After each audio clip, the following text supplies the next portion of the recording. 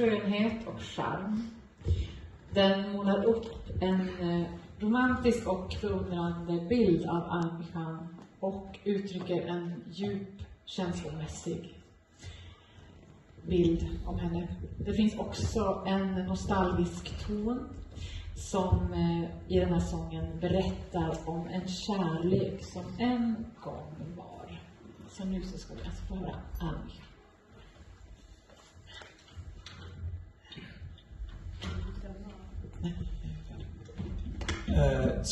Ska jag prata lite?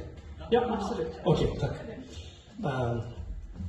Hej, jag heter Yusuf och Miriam redan uttrycker jättebra mig. Och, men jag vill prata lite om vad händer där. Jag kommer från Xinjiang, kinesisk ger oss den namnet, men inte Xinjiang. Vi är en landet faktiskt, men nu är vi ockupation av Kina.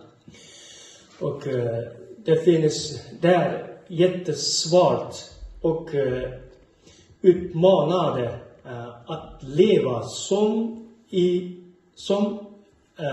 uigur i Kina. Och de våldför sig på den uiguriska gruppen folk.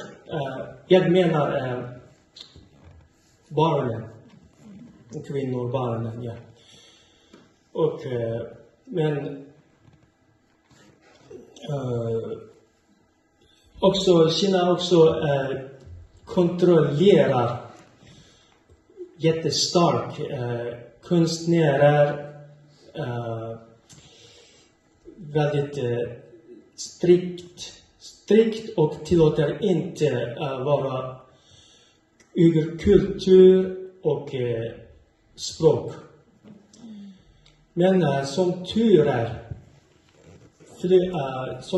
lyckades jag fly till Sverige och jag är trygg och säker nu.